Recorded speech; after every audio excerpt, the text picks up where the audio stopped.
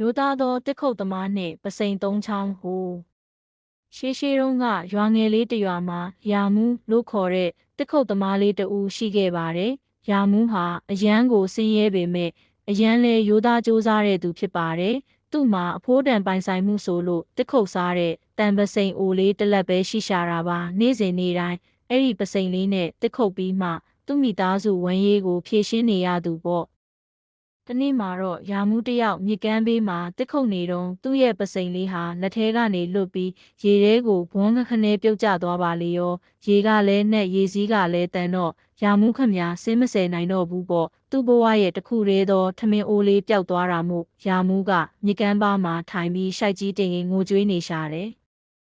အဲ့ဒီအချိန်မှာပဲရေပြင်ပေါ်ကနေအလင်းရောင်တွေထွက်ပေါ်လာပြီးမြစ်ဆောက်နတ်သမီးလေးပေါ်လာခဲ့တယ်။နတ်သမီးကရာမူးရဲ့အဖြစ်ကိုတနာသွားပြီးမငိုပါနဲ့တော့ကွယ်။တင့်ပစိန်ကိုငါရှာပေးမယ်လို့ပြောပြီးရေထဲငုတ်သွားပါတော့တယ်။ခဏနေတော့နတ်သမီးကရေပေါ်ပြန်တက်လာတယ်။ဒီတခါသူ့လက်ထဲမှာပြောင်လက်တောက်ပနေတဲ့ရွှေပစိန်ကြီးကိုကင်ထားတယ်။အမောင်ဒါအမောင်ရဲ့ပစိန်လားလို့မေးတော့ရာမူးကခေါင်းခါပြီးမဟုတ်ရပါဘူးခမညာ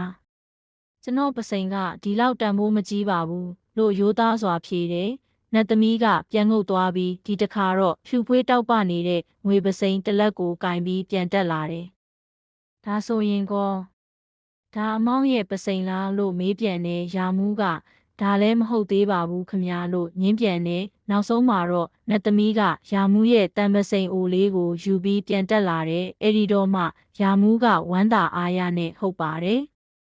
ဒါကျွန်တော်ရဲ့ပစိန်အစ်စ်ပါဗျာလို့အော်ပြောလိုက်တယ်နတ်သမီးဟာရာမူးရဲ့ရိုးသားဖြူစင်တဲ့စိတ်ထားကိုတိတ်သဘောကျသွားတယ်ဒါကြောင့်သူ့ရဲ့တန်ပစိန်အပြင်ရွှေပစိန်ရောငွေပစိန်ကိုပါဆုလက်အနေနဲ့ပေးလိုက်ပါတော့တယ်။ရာမူးလဲဝမ်းသာအားရအိမ်ပြန်လာပြီးဇနီးတဲ့နဲ့အတူပျော်ရွှင်စွာနေထိုင်သွားကြတာပေါ့။ဒါပေမဲ့ဒီသတင်းကိုခလူးလို့ခေါ်တဲ့လောဘကြီးသူတယောက်ကကြားသွားတယ်။သူကရာမူးလိုပဲချမ်းသာချင်တာကြောင့်ပစိန်တလက်ကိုယူမြစ်ကမ်းသားကိုသွားပြီးပစိန်ကိုရေထဲတမင်ပစ်ချလိုက်တယ်ပြီးတော့မှမဟုတ်မမှန်ဟန်ဆောင်ပြီးထိုင်ကုန်နေတာပေါ့ထုံးစံအတိုင်းမြစ်ဆောက်နှက်သမီးပေါ်လာပြီးရွှေပစိန်တလက်ကိုဆယ်ပြလိုက်တယ်ဒါအမောင်ရဲ့ပစိန်လားလို့မေးလိုက်တာနဲ့ကလူးကချက်ချင်းပဲဟုတ်ပါတယ်